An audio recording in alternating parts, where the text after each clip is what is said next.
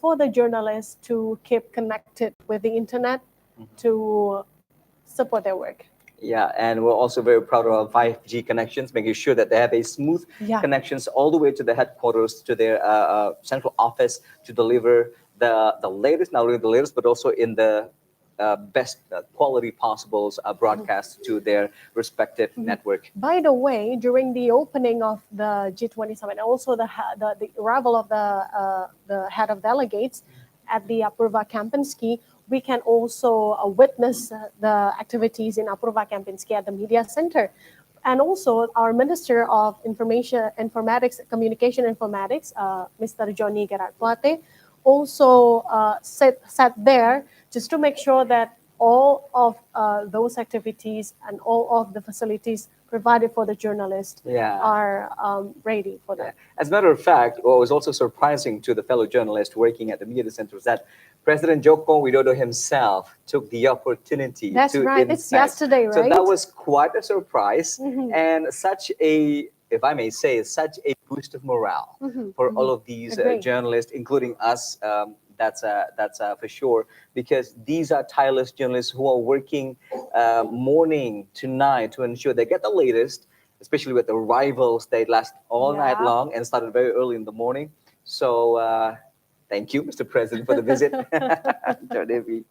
And from the quick tour that Aryo Bagus gave us, it also set the president to how generous the Indonesian government in providing such a warm and hospitable welcomes to our journalists from around the world. And this has been also a precedent to the entire deliberations of the G20. We had the experience for the finance ministers meetings and also the foreign ministers meeting, the same exact layout, the viewing room, as you said, a spacious working space for our journalists, just to ensure their comfort, their safety, and also all the infrastructures that will be the backbones of their work in delivering the latest updates from Indonesia. Okay, so what's next? What do we have right now? Right, I think we are still dissecting on what the opening remark is from our presidents, President Joko Widodo earlier. I'd like to add to what you've said, Chok Devi, the fact that presidents also highlighted solidarity and justice that should become the soul of health architecture. That's right. Solidarity, it means that we've seen dividing lines between the 20 member states. So in this case, particularly for the health sectors, we need to come together as one.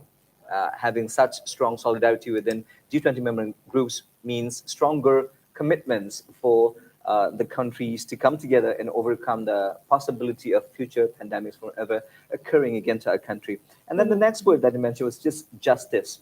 I guess this pertains the equal access to vaccine, which was at some point throughout the time of the pandemic, was quite a difficult thing to come by. The rarity of the vaccine itself, meaning that the next time we face future pandemics, there should be justice in terms of either vaccine access or the knowledge sharing, because we spoke to the Minister of Health. He said that the sooner we identify the pathogen, be it virus or bacteria, the sooner also we get to find out what we can do to tackle the virus or bacteria. These pathogen identifications is of the utmost importance, not just for one country, but for all countries facing the pandemic, from what we learned of the COVID-19 pandemic. That it needs cooperations in terms of research, right? Yeah. And what's also great news was that we asked our minister during the arrival of Xi Jinping, was that what do we have in store in terms of cooperations between Indonesia and China? And minister said that it has been just signed an agreement between Indonesia and China in engineering and developing laboratories for biotechnology. Okay, so this will great news. Exactly. So this will be the backbone of pathogen identifications, and meaning also countries with better technologies, more advanced technologies, should not hesitate in sharing their technology to developing economies. As we know, the string of presidencies, Chodefi, are going to be led by developing economies. Now Indonesia, next India, and then Brazil, and then South Africa. Okay, so we have just known all of the next G20 presidency after India. Yeah, they're all, if I may say, very vibrant economies, very colorful nations. So it's going to be exciting to see how these developing economies are shaping the discussions of the G20 in the future of these group of 20. If I may assume, then these countries would bring different issues, but still regarding the issues that are faced by developing countries. Exactly.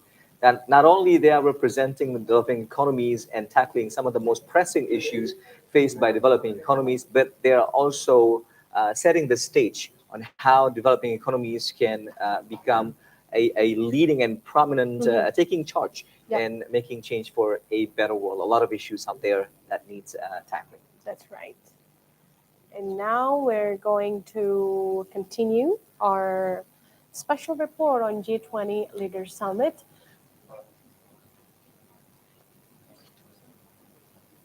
All right. Okay. So while we wait for more news to roll out, because as you know, it is a working session of the G20 Leaders Summits, and it is in closed sessions. We're unable to deliver the feed, but we're looking forward to having some of the most concrete deliverables and agreements in between these leaders of the G20.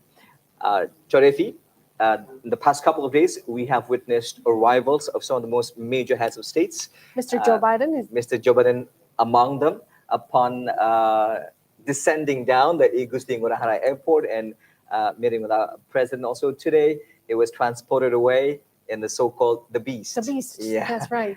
What they say is it's just simply the safest ride on Earth. We're going to make a review on that. Okay. However, on a more important note, President Joe Biden also took the opportunity to speak to the media here in Bali to convey some of the most significant elements of his participation. As we know, the U.S. has just concluded its midterm election with the Democrats sinking their teeth even deeper in the Senate. So that's a good achievement. But also amidst the possibility of maybe, just maybe, Donald Trump will run again for the next presidency of the U.S. However, we are going to play for you the very press conference by President Joe Biden just last night here in Bali. Take a look.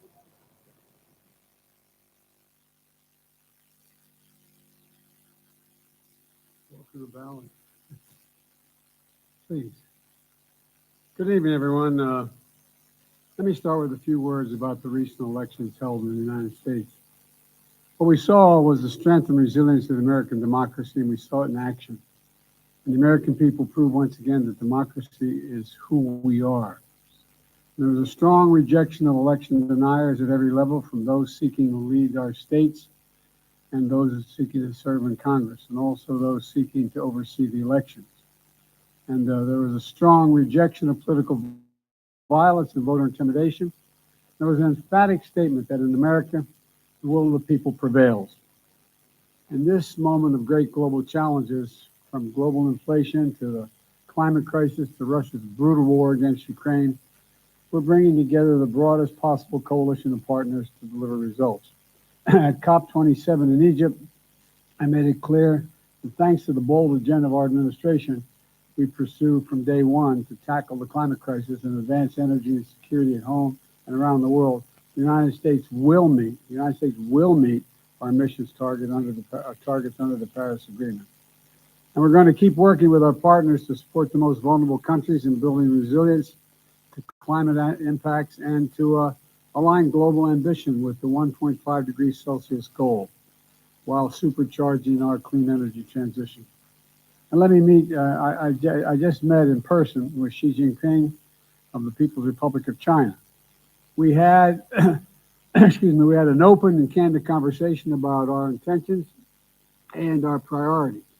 It was clear, he was clear and I was clear, that we'll defend American interests and values, promote universal human rights, and stand up for the international order and work in lockstep with our allies and partners. We're going to compete vigorously, but I'm not looking for conflict. I'm looking to manage this competition responsibly. And I want to make sure that every country abides by the international rules of the road. We discussed that. The One China policy, our One China policy has not changed, We oppose unilateral change in the status quo by either side, and we're committed to maintaining the peace and stability in the Taiwan Strait. And I ask that Secretary Blinken travel to China to follow up on our discussions and continue keeping the lines of communication open between our two countries. And I do not think there's any imminent attempt on the part of China to invade Taiwan. And I made it clear that our policy on Taiwan has not changed at all. It's the same exact position we've had. I made it clear that we want to see cross-strait issues peacefully resolved. Do I think he's willing to compromise on various issues? Yes. I think he understands that. Look, I think, how can I say this tactfully? I think the election held in the United States, which still leaves a little bit uncertain, has sent a very strong message around the world that the United States is ready to play. Significant victory for Ukraine. Significant victory. And I can do nothing but applaud the courage, determination, and capacity of the Ukrainian people and the Ukrainian military. I mean, they are really been amazing. And I think it's hard to tell at this point exactly what it means in terms of, but I've been very clear that we're going to continue to provide the capability for the Ukrainian people to defend themselves. And we are not going to engage in any negotiation. There's nothing about Ukraine without Ukraine. And I'm confident that Russia will not occupy or defend Ukraine as they intended from the beginning. It's difficult to say that I am certain that China can control North Korea, number one. Number two, I've made it clear to President Xi Jinping that I thought they had an obligation to attempt to make it clear to North Korea that they should not engage in long-range nuclear tests. And I made it clear as well that if they did, they, meaning North Korea, that we would have to take certain actions that would be more defensive on our behalf, and it would not be directed against North Korea. It would not be directed against China, but it would be to send them a clear message to North Korea. We are going to defend our allies as well as American soil and American capacity. And so, but I do not think that it's difficult to determine. I don't think there's enough votes to codify unless something happens unusual in the House. I think we're going to get very close in the House, but I think it's going to be very close, but I don't think we're going to make it. All right, thank you, everybody. Thank you. That's it. Yep, that was a press conference from the President of the United States, His Excellency, Mr. Joe Biden, last night. Yeah, and you can hear at the end there where reporters have started to shout their questions, but there was no opportunity. Probably later on in the day, there'll be opportunity to ask the questions. And we are extremely honored now to be joined for a very special conversation, right, Jodefi? That's right, and we're going to give you such a very short brief related to our discussion today, as the world, as we know that the world is now facing what we call like energy and also food crisis, as well as prevalent challenges on global supply chain, even after border reopens, and climate crisis. On September 22nd and 23rd, the G20 Trade Investment and Industry Ministerial Meeting, or TIIMM, was held in Bali and produced 6 priority issues to accelerate global economic recovery and sustainable development goals. Right, and joining us for the conversation on this is the Deputy Trade Minister, His Excellency Jerry Sambuaga. Thank you. Welcome. Your Excellency. We're very honored to have you here. It's also, I also said that during our offshore program, such a hot button topic within the G20 deliberations this year.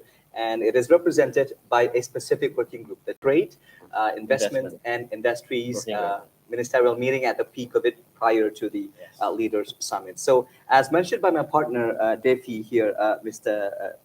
Jerry, was that there are 6 recommendations, and one of the recommendations produced by the ministerial meetings was on strengthening the multilateral trade to support the achieving of sustainable development goals, or the SDGs, which is something that have been slowed down by many factors, the COVID-19 pandemic, the geopolitical tensions, and food and energy security. So how do you think the multilateral support can be achieved through one of the recommendations produced by the ministerial meeting? Yeah, I think I'm quite optimistic. Yeah, I'm convinced that all the meetings that we had, previous to the summit meeting, to the leaders meeting, I think we had this, just like you mentioned, the trade, industry, and investment working group. I think it's been pretty successful, and then how the leaders came, how the ministerial level came to the meeting and produced such sort of consensus that have made it possible for all stakeholders, to be participating in trade and multilateral engagement, right? As we know that the interdependence is growing, right? And then just like you mentioned that food security, energy, those are topics that are quite significant that we are now facing nowadays. And I think we are committed to preserving these 2 significant issues, as we know that there have been some concerns over these significant issues. For example, like many voices have been raised out that developing countries should be given more attention. The principle of fairness, openness, I think should be taken into very good consideration. Because we are now seeing that, nowadays, after the COVID-19, all countries, approximately 200 nations, are facing with this pandemic era. And then one of the challenges and difficulties is that, for example, health concerns, about vaccinations, not every single country in this world is having the privilege to have access to vaccines. Equal for example. access was a problem. Equal access opportunity. And then, this is one of the things that I think all of us address. And thankfully, these leaders, previous to this summit meeting, also express their opinions and express their concerns about this. And Indonesia is leading a very positive note on this one. And then I think it's very fruitful and very strategic for Indonesia to be playing this part as we are holding the presidency of G20. And then, as you know, that as the team is very popular, then recover together, recover stronger, right? It is really showing a sense of collaboration, right? Sense of solidarity, right? Openness, fairness, and equal access. I think these are the supporting elements, the main significant elements that all other countries also agree upon this, and then they follow Indonesia's, let's say, Indonesia's initiative, in playing this vital role, in the region. I think it's quite productive, and thankfully, this G20 leaders meeting, 17 head of state, head of governments came to Bali, Indonesia, and then they are very, very impressed, with Bali, of course, with Indonesia, and I think it is showing a very good message, to the whole world that Indonesia is ready.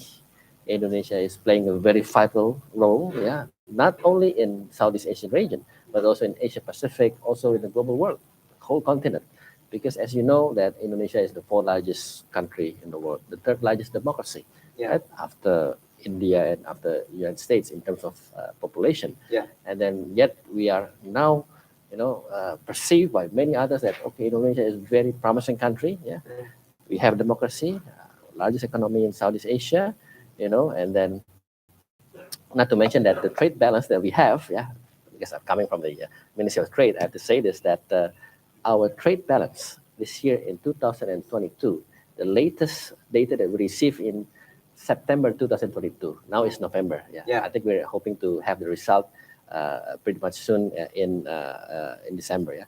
But the latest data that we received in September, it has reached $39.8 billion US dollar, and it is the highest in our history.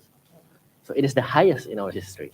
Last year's record was on December 2021, it was 35 or 34 billion US dollar. Now in September, already 39 billion US dollar. It is as the most The growth significant. is just, yeah. It's just significant. It's just magnificent. So thank God we have that. Right.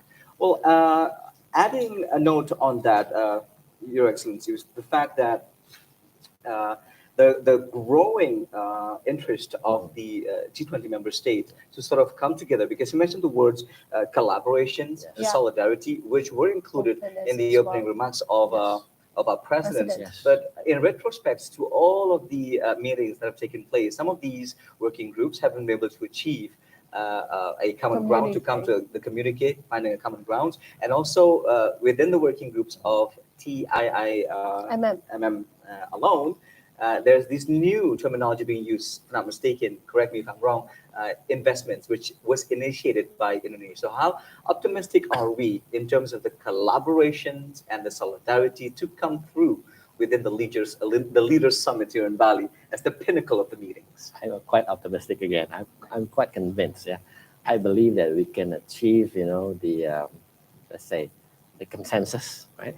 And then we are ready for it. Yeah, let's wait. Yeah, I think within these few days, I'm quite sure and quite convinced and quite optimistic that the leaders of the G20, yeah, all of this, yeah, I think will come into a conclusion, and it will produce something that is very significant and very meaningful and beneficial for all of us, right? Because as you know, the previous meetings, yeah, for example, like you mentioned, the Trade, Industry, and Investment Working Group, yeah, that was also in Bali, yeah, Yeah. a couple of times ago. Yeah. I was there with the Minister of Trade and also the whole team and the whole delegation. I think we also produced some sort of significant progress, yeah, and results, yeah, because not only covering or not only explaining and not only discussing about trade, but also that you mentioned investment and industry, especially industry, one of the areas that's quite new and quite let's say quite modified by some stakeholders in order to become one of the significant elements, yeah, because if we're talking about trade, we're talking about industry,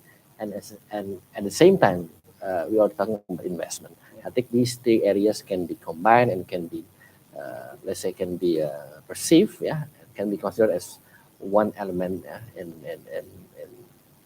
fertilizing our economy. Okay.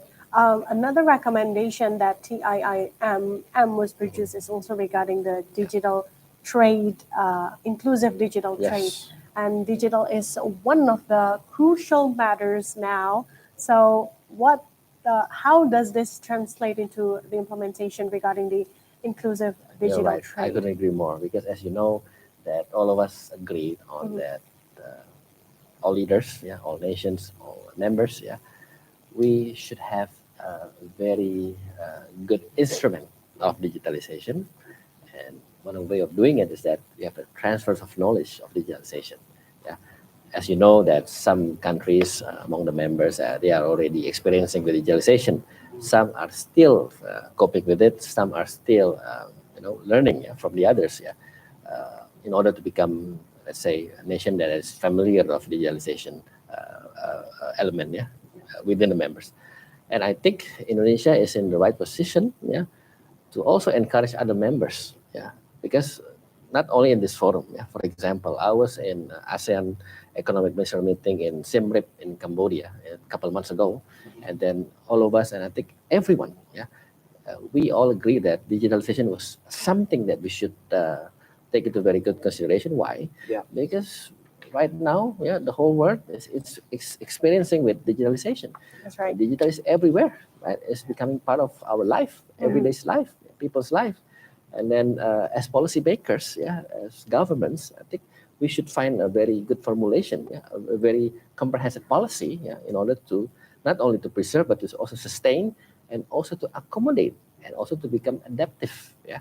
Because as we know, technology and innovation, they are always evolving, right? They are always changing, right? They are always developing, yeah? And policies, we must respond to it, yeah? As policymakers, as governments, yeah? We should find a very right formula to, let's say, to accommodate all of the things. And then thankfully, yeah, in this forum, in the G20, and I think I'm quite sure that in other meetings and other forums and other international, let's say, global forums, we also quite keen on it. Yeah. And then, like for example, like Indonesia, coming from the Ministry of Trade, I have to say about our digitalization policy. Starting from the very simple policy, a very simple one. For example, in the Ministry of Trade, one of the things that we regulate is commodity, right? We regulate not only commodities, but also markets, traditional markets. Yeah. One way of doing this is that, okay, we established and we built and we found a very good instrument of, let's say, digital payments. Yeah, something Digital that, payments. Yeah, Okay. something that's quite simple, but someone has to start, right? Someone has to start and someone has to implement it. Yeah, and then I think within the Southeast Asian region, like as member of ASEAN, I think as also part of the international community, I think everyone should be looking forward to it. Yeah, because And- we are now seeing a very, let's say, transformative era Yeah. of digitalization, how digitalization is taking place, and how that is how that phenomenon is very significant to the development of all other aspects, because digitalization is also causing positive impacts towards, let's say, various aspects, starting from trade, investment, and so on. So digital transformations, if I may summarize from what you say, is a certain future for us to embark on. So you just got to be ready, because the Exactly. time is here to transform. Adding to that, Your Excellency, what sort of support from the governments that has been provided, especially for the small and medium enterprises, in terms of embracing the technological and the transformative digitalizations of this industry? Yeah. And also adding to that, sir, regarding the traditional market itself, about the digital payment, how the government of Indonesia also try to accelerate the use of digital payment in the traditional market. Okay, now we're Yeah. talking domestic, domestic level. So basically, our commitment, our in the government, especially in the Ministry of Trade, we try to put digitalization into every single aspect, starting from traditional market, just like we discussing previously. Yeah. We are targeting, let's say, all traditional markets should be supported. A very simple way, starting from digital payment. And we are collaborating not only with banks, but also with other stakeholders, relevant stakeholders. There are participants in this sector. And then also, we are closely collaborating with local government. This is important. Because why? At the provincial level, you're saying? Exactly, provincial, and even the At the regency level, the district level. and district level. Why? Because we are adopting regional autonomy, right? And then all of the authority and all of the, let's say, local domain is actually existing with the central government's mission. But again, collaboration is needed, right? For example, if we go to one village, if we go to one district, some of the activities and authorities there are belonging to the local government, right? And traditional market is one example, right? And for example, we have traditional market in one district, and we have to let's say, cooperate with that government, and then make sure that the local government is also implementing it, right? Because we can also give attention, not only to one village or one district, but all of them. Because we have target maybe more than 3,000 traditional market each year that should be put into a digitalized system, right? And then also not only starting from digital payment, but also, we talk about, let's say, connectivity among the marketplace, right? For example, like if you want to buy vegetables, if you want to buy fruits, in the traditional market, you don't have to go to the traditional market. You can just go through, let's say, a certain marketplace exactly. that is connected to the traditional market. That's where we come in. We can connect them, the relevant stakeholders and the traditional market and then the buyers, and they combine into one-stop system service. Thing is, Your Excellency, when we talk about switching towards digitalizations, it's also about switching the way we think about digital landscape, and that will also touch on digital literacy. Meaning, there's a lot of traditional merchants out there who are having the anxiety and the fear of using digital payments due to its security fear, whether or Yes. not. So how do we Exactly. convince That's the this challenge. the group Exactly. groups at level to ensure that That's it's a challenge. completely safe to do the transaction? That's a challenge. For example, one day I come to market, right? Traditional Yeah. market, and then I talk to the pedagang, I talk to The the merchant, to the merchants, right? You know, the ibu-ibu, Yeah. they are selling fruits and basic commodities, right? Mhm. And then they're asking me, sir, if I use this digital payment, how long does it take from the buyer to me? Is it going to take some time, Mhm. right? 2-3 days. 2-3 For the days, process. or is it going to be extra fees, Mhm. things like that? Yeah. Right? It's something that we should explain. And thankfully, the local government, Ministry of Trade, Bank of Indonesia, because they are providing the KRIS. KRIS is the Quick Response Code of Indonesian Standard. Yeah. It's the customized QR code for for transactions. Yeah, we are collaborating with them as well. And then with all the activities that we are having in the local market, we are explaining to them, and we give literacy to them, and then we give socialization to them as well. And then you know what? And they are quite optimistic. Yeah. And then we also showing how to do it. Yeah. For example, just a week ago, I was in Manado, my hometown, basically in North Sulawesi. Yeah. And then I was there in Minahasa. Minahasa is one of the regencies in North Sulawesi. And then we had collaboration with PT Pos. Mhm. PT Pos, they have this digital payment. It's called Postpay. Postpay. Postpay. You know better.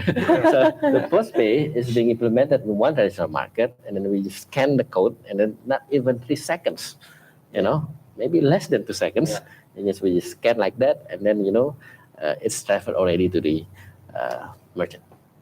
Simple as that. And then we also invite media, Yeah. to expose this, and then they know, and then people would be enthusiastic, optimistic, and also quite happy to receive this kind of attention, right? So this is one thing, one example that we are doing. But of course, it's not only digital payments, it's not only connected to the marketplace. We have a lot of digital commodities. For example, I think you are aware of this crypto assets Yeah, commodities, it's been right? booming It's and booming, crashing right? too. Yeah. And then in Indonesia, it is under Ministry of Trade. Why? Because crypto is defined and it is treated as commodities, right?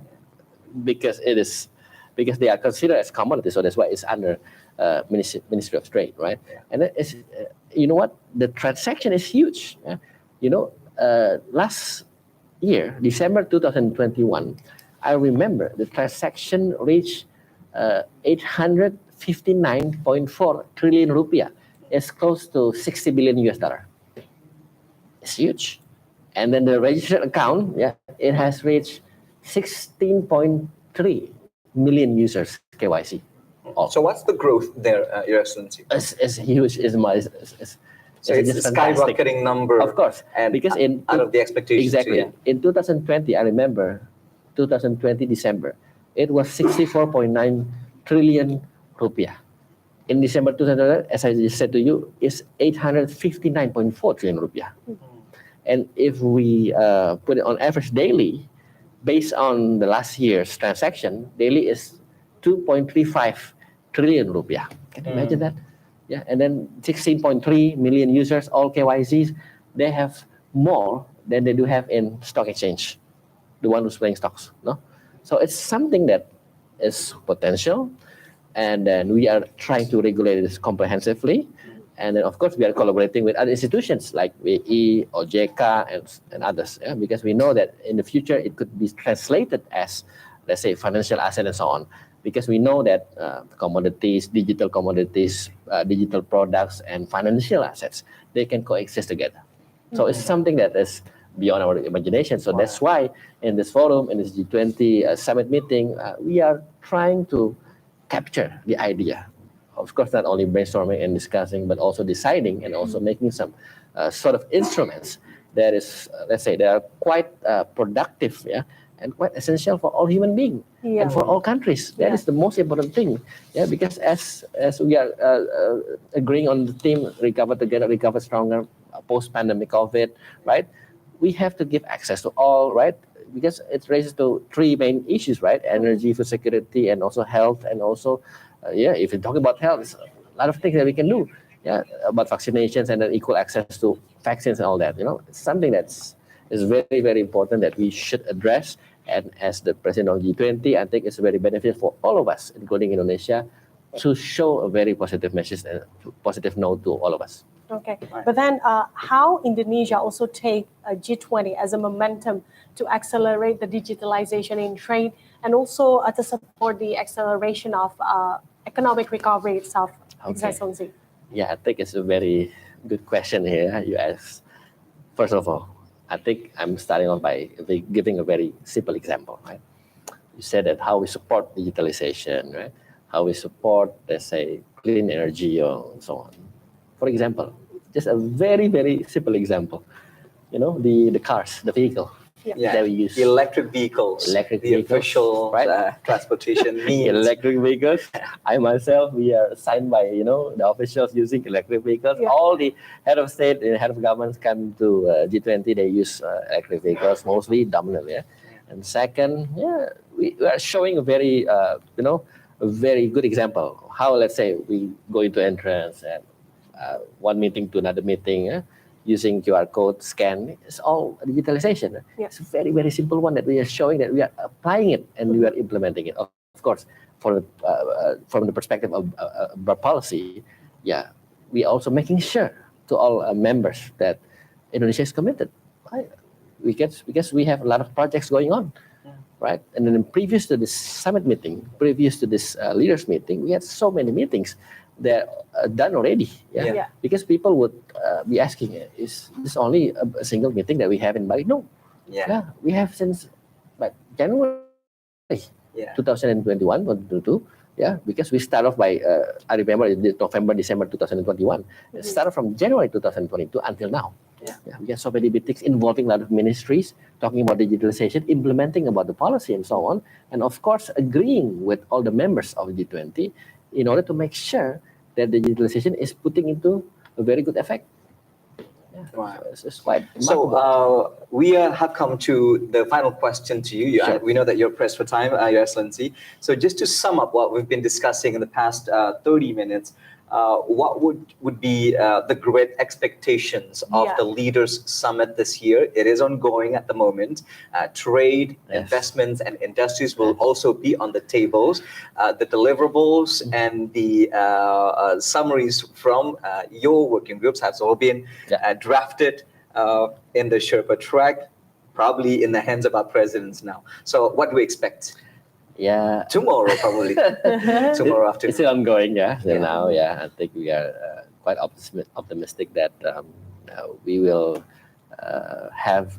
accomplish a very good consensus, for example, and then the leaders of these G20 countries, I'm quite sure that maybe within a few days, they will come into a very good conclusion,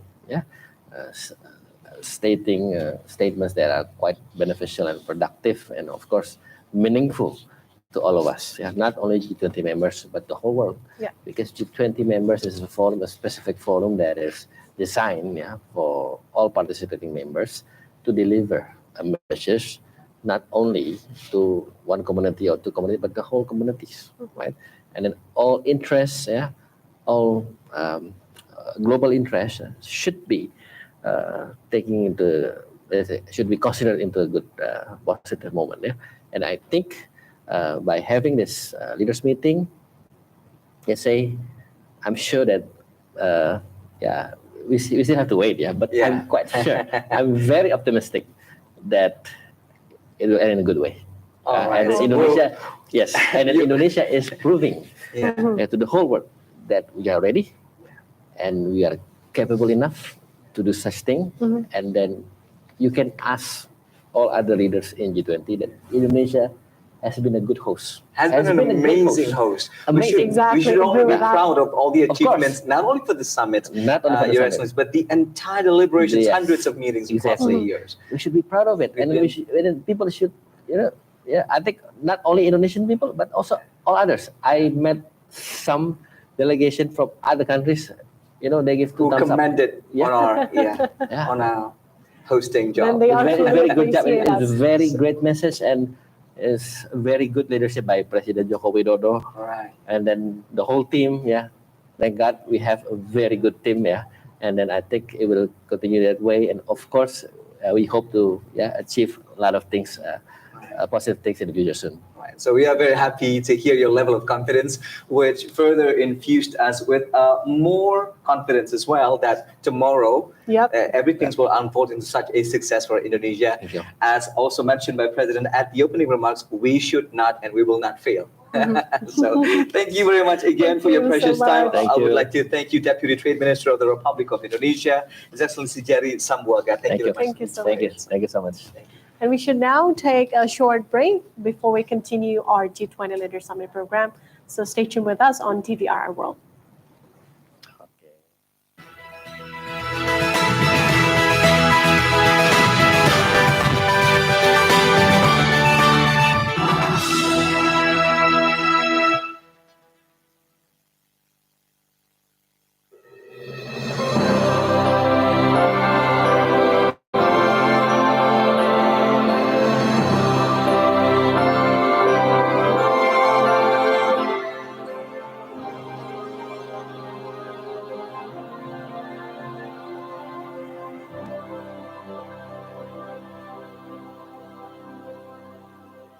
People of the world, we are in jeopardy.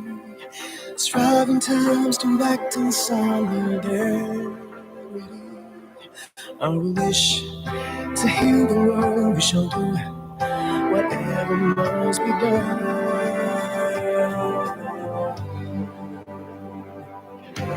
We cover together. Cover stronger, navigate the sea of change.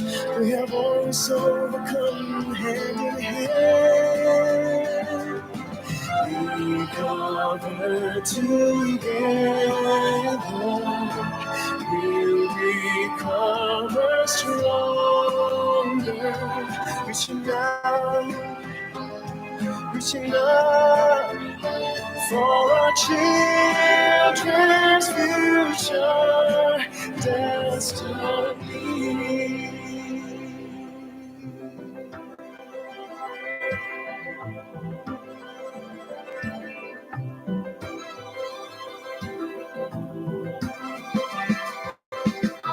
I wish heal the world. Whatever must be done, we cover together. We cover stronger. Navigate the sea of change. We have always overcome hand in hand. We cover together. We'll recover stronger, reaching up for our children's future destiny. Yes, it's from God's history, taking us ahead.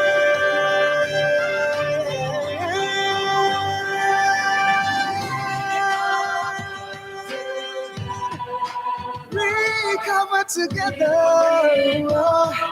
stronger. Navigate the sea of change. We have always overcome hand in hand. Recover together. We'll recover stronger. Reaching out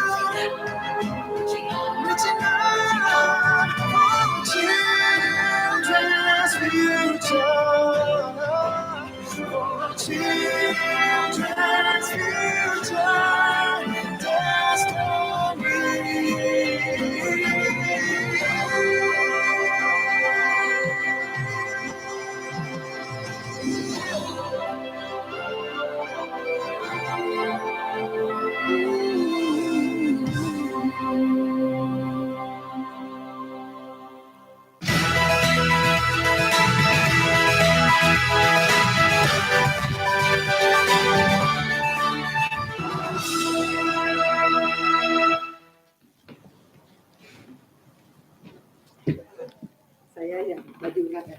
Yep, you're now watching the G20 Leaders Summit, still on TVRI World.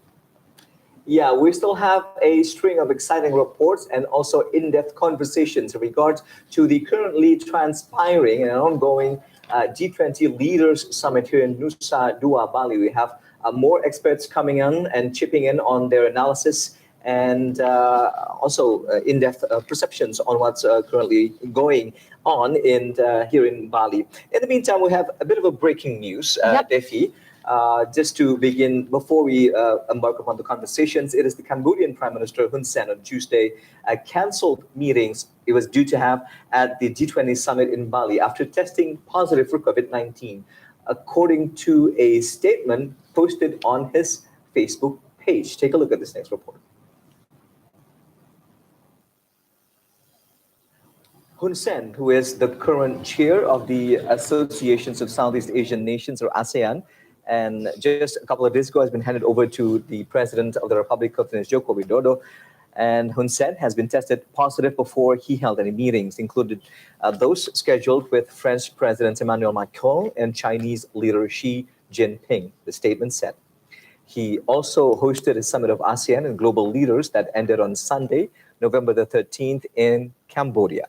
Leaders of the G20 nations opened talks on Tuesday with a plea from host Indonesia for unity and concrete actions to mend the global economy despite deep rifts over the war in Ukraine.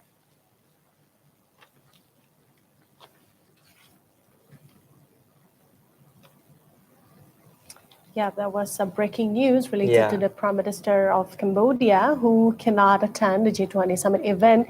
He already arrived here in Bali and tested positive of COVID-19, right, Brahma? Well, he was supposed to be also present at the summit, one of the many meetings that had to be cancelled due to the fact that he was tested positive for COVID-19.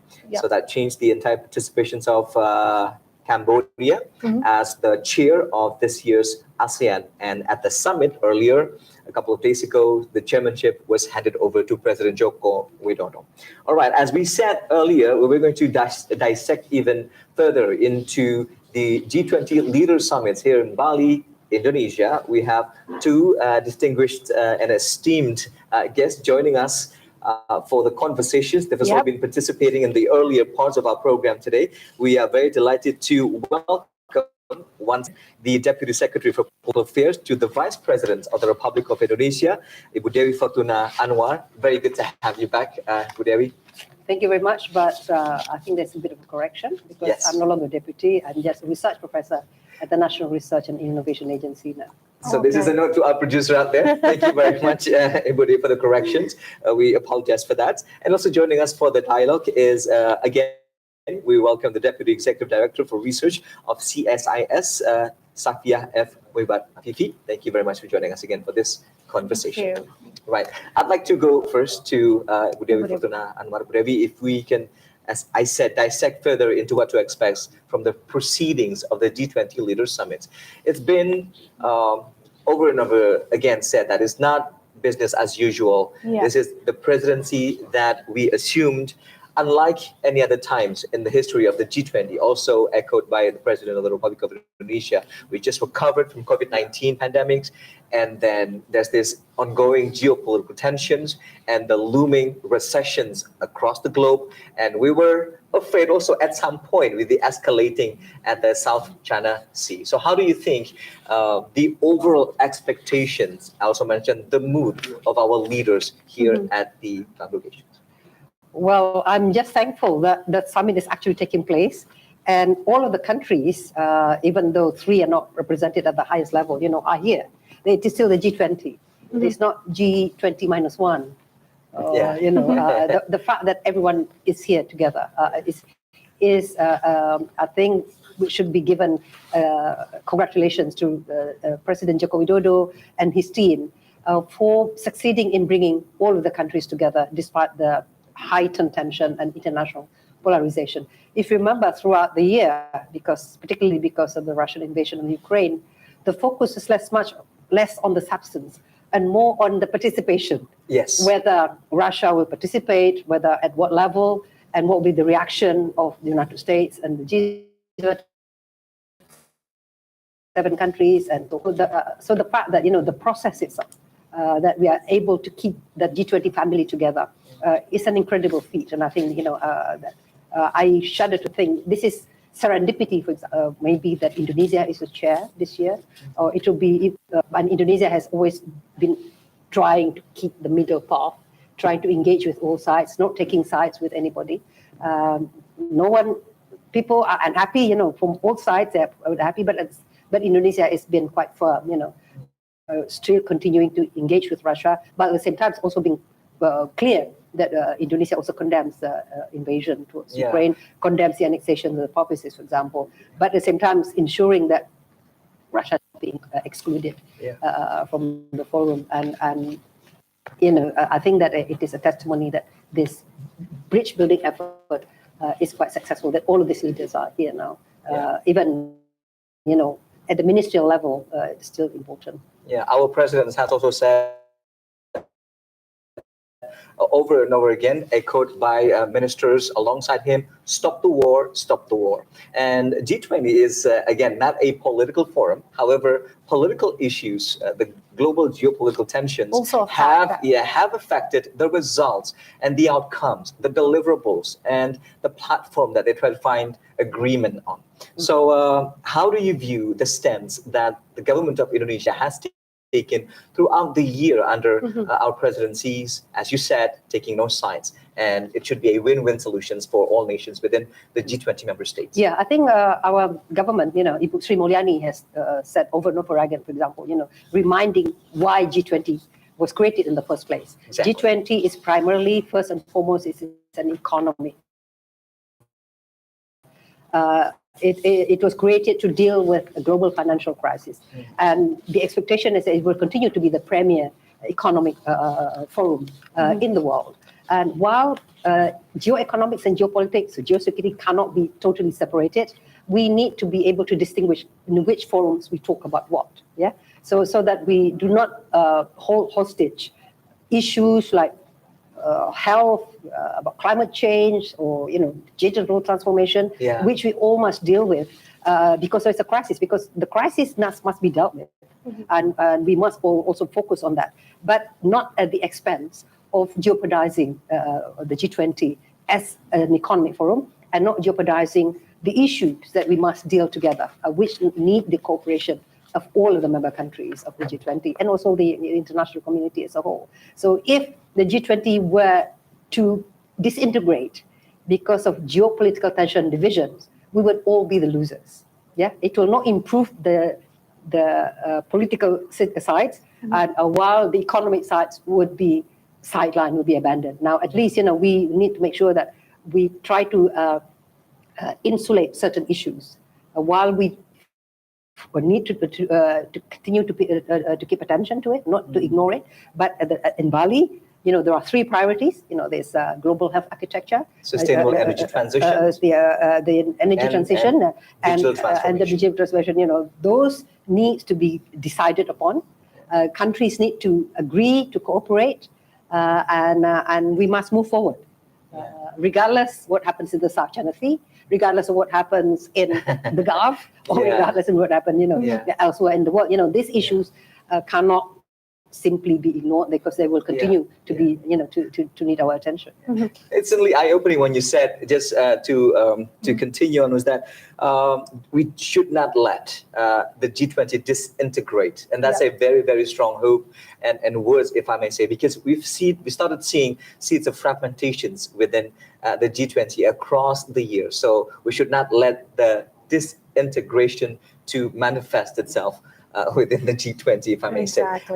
You have a question, Devi? Yeah, what's another most interesting meeting, a bilateral meeting? That is the bilateral meeting between the president of China, Xi Jinping, and also the president of the United States, Joe Biden.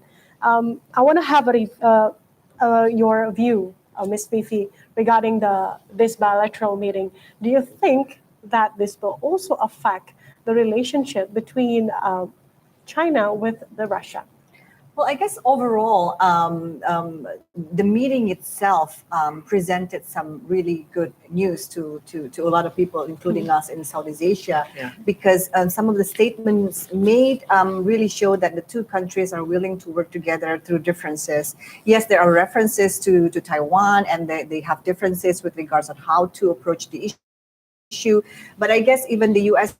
saying that they're still sticking to the one China policy means that there's actually a way out in terms of maintaining a stable U.S.-China relations, because we have to admit it is the most important bilateral relations that we have right now. I think that it's very influential in international relations. It impacts a great deal of multilateral efforts as well. We saw a few days ago in Phnom Penh, for example, the ASEAN summit and then the East Asia summit, and we saw how geopolitical competition between U.S. and China really impacts a lot of efforts to stabilize the region, basically. So the fact that the two leaders could meet and were able to both give statements that were encouraging, I think that was a welcoming change compared to the previous statements made that were sort of conflictual in a way. And the fact that both countries are showing their interest into cooperating with Indo-Pacific countries, with Southeast Asian countries, are also something that should be welcomed by countries in Southeast Asia as well. Yeah. One of the most significant points coming out of the bilateral meeting between Joe Biden and Xi Jinping, Fifi mentioned also to the media, was that the agreement on the no use of nuclear weapons in any war. Was that in particular aiming towards the ongoing war at the moment in Russia? We should not resort to nuclear weapons at the end, while at the same time saying that we will stand by the Ukrainians, we will supply them with what they need in this war, but no nuclear. What's your take? Yeah, sure. I mean, the statement was made, as general as possible, that nuclear should not be an option because, there's basically no winners from any nuclear war. But of course, the reference is made to what's going on now in Ukraine, because that's where the discussion of the possibility of the use of nuclear weapons now exists, because where else is that possible? Well, North Korea is, of course, also an issue, but I think the discussion is really now on Ukraine and the possible use of nuclear war by Russia. So again, there's another point that is very much encouraging coming from the bilateral meetings. And I do think that, the sideline bilateral meetings, we discussed this, is also something to look forward to, aside for or in addition to the actual summit itself. Yeah. What's your take, your analysis on this particular point of view? Firstly, this is again, the importance of face-to-face meeting. It just doesn't work if you do it online. Virtually, because the important side effects of multilateral meetings is enabling countries to engage in bilateral meetings. And sometimes, when countries are in tension with each other, they do not have the opportunity or the willingness to meet deliberately, or together. While during multilateral meetings, there has to be a vehicle to it. They're already there, right? They're already there. So it makes sense that they get to meet. And as we know that these the meeting between Joe Biden and Xi Jinping is the most weighted event and the most watchable, the most, we really desire this to happen. While it may not solve the fundamental or structural problems between the United States and China, because the geopolitical rivalry is going to here to stay. There are only two superpowers in the world, and of course they will compete. They will have a lot of disagreements. They will be seeking influence and so on. But while agreeing to disagree, we would like to see a toning down of the tension. We would like to see these two countries lead the international community to cooperate on issues that are of global concerns, which necessitate transnational cooperation, which is very important. We do not want them to be in conflict everywhere and on all issues, like what seems to be happening a few years ago, just in fact a few months ago, on trade, on technology, even on vaccine, let alone on security. There's disagreement there. So now, we hope that they continue to, they will continue to agree to disagree on certain issues, but also be willing to sit down and cooperate on issues like climate change, or on on global health architecture, on energy security, on food security, and so on. It's interesting when you mentioned about let's ease the tensions, although the rivalry is still going to be there, because if we look back in the time of the Donald Trump's administrations, Ibu Dewi, was that there was these obvious palpable tensions and even heightened tensions between these two powerful nations. Do you think that in a way Joe Biden is trying to soften all the repercussions from the previous hardship that they had to go through in the previous administration? Well, there is the expectations, In fact, frankly, the world breathed a collective sigh of relief, when Joe Biden, won the presidency, because Donald Trump did not only engage China in the trade war, it also engaged in various disputes with his traditional allies as well. America out of the Paris Agreement. So America walked out on a lot of multilateral forums, which America initiated, including like TPP.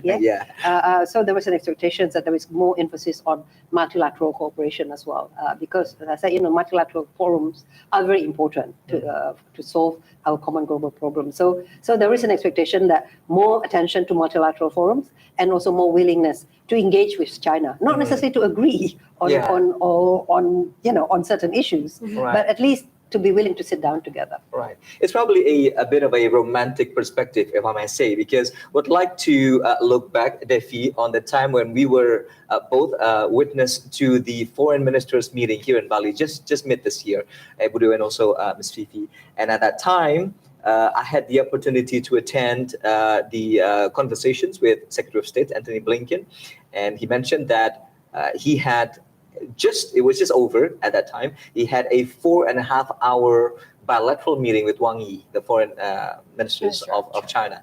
And based on that, we as journalists sort of expect it's going to be very intense between Joe Biden and Xi Jinping at this particular moment. So being a romantic probably in mind, we had the thought that we observed the gestures and the feeling and the smiles of these two leaders coming out of the bilaterals. What does this tell you about, has it warmed up in terms of, interactions and further communications between these two gigantic leaders? Well, of course, I would love to be a fly on the wall. And we'll sort of listen in to what they've been saying. But the fact of the matter is that the meeting ran longer than initially expected. So obviously there are lots of issues. I don't think that they were bumping on the tables.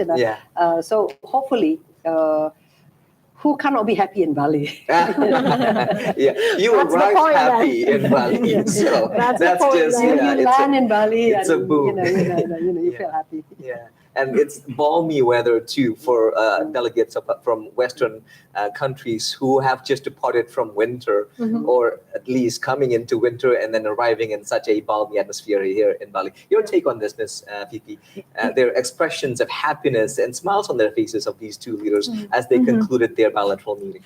Yeah, maybe their smiles is also a sign of relief that the discussion that it's over. Not exactly it's over. That the discussion went well, because there are so many points of that could have been points of contention among the two leaders. But I think this is a continuation. You mentioned that Blinken had a good meeting with Wang Yi as well. So this is a continuation that had been discussed previously between at the ministerial level. So and I do think, looking at the current state of the world, there has to be a sense of responsibility of the two major powers, that they need to play a bigger role to make sure that you mentioned recession, you mentioned geopolitical tension. I mean, it is in their responsibility as well to play a role to reduce the tension between the Middle East and contribute to, basically stability in other parts of the world as well.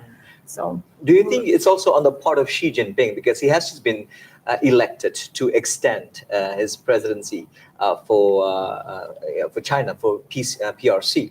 So in a way, he would like his tenure for his next term to be a smooth sailing ordeal. So ensuring that that is also a historic re-election extension of President Xi Jinping. So do you think that in a way he would like to establish a smoother relations with the US, and this is the exact perfect platform that he can build on? Yeah, there was a lot of attention, when Xi Jinping was re-elected. He's now more like a supreme leader. Yeah, supreme leader. I was trying to find that word. There's no opposition, domestic opposition, and that seems to be, as if empowering him to have a blank check, really, both domestically and internationally. And the international community is a bit worried because Xi Jinping has been the one that's been much more assertive globally and particularly within the Indo-Pacific region. Been willing to be much more confrontational if compared to the previous leaders of China. So frankly, people were a bit worried whether Xi Jinping would be willing to climb down, to tone down, the rhetorics and so on. So I think that we are all really relieved that, they're showing statesmanship, because frankly, if you are a superpower, you don't need to shout too much, you don't need to show your aggression.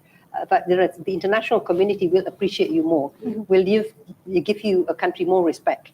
If that country shows that it respects international law, that it takes, the lead in international cooperation, it takes responsibility.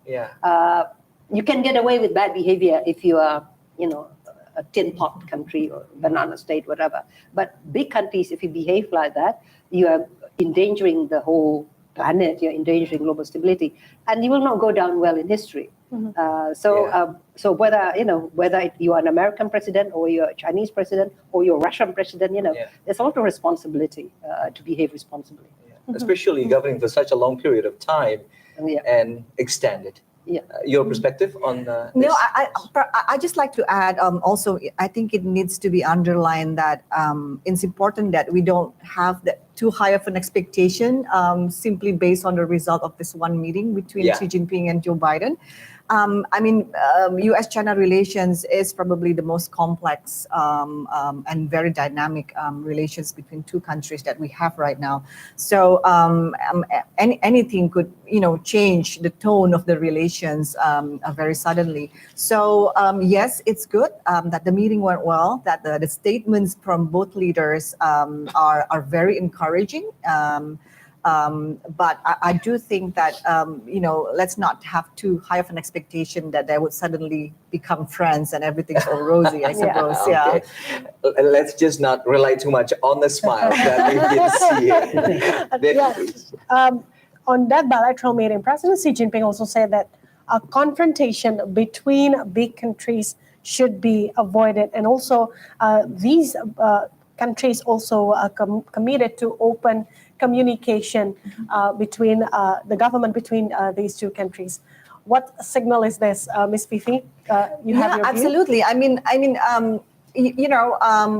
I guess from the point of view of Beijing, the U.S. is of course seen as a competitor in a way. The fact that, for example, U.S. policies of having freedom of navigation operations in the South China Sea is in something that's encroaching China's sovereignty in the area. So the feeling is mutual, I think, between these two countries. Seeing the other as competitor and basically a challenge to their interests and their policies. So I suppose both Biden and Xi Jinping is basically reminding the other that let's take it one notch down and take it easy, because any action from either side would be responded by a similar level of reaction from the other country. So yeah, I think that's it. Both countries, it's not in the interest of any of the two countries that to have such high tension between them. But sometimes the circumstances are there. For example, in the South China Sea, of course, that cannot be neglected. And any decisions that they make in between the two of them would have global repercussions, not only pertaining the two countries, but its impact will be felt in the whole wide world globally. Bringing me to my next question to you, Ibu Dewi Fortuna, because one of the articles published by a mainstream international media was that one of the aims of Biden arriving at the G20 is to sort of unite all of these fragmented stances between the nations in the G20 towards condemnations of the war, something that many of meetings in the past of the G20 have not been able to achieve. The words some of us or a group of us and the words we have been quite a dispute, leading to deadlocks and meetings until 1 a.m. or 2 a.m. Do you think Biden will succeed with this agenda? Well, I do not want to predict that. So I think that there'll be, Indonesia, if there's anyone who can see musyawarah mufakat, it will be Indonesia. So let's hope that they will find a common ground. No one is fully satisfied, but no one is fully unhappy. So there'll be some language, I'm sure, that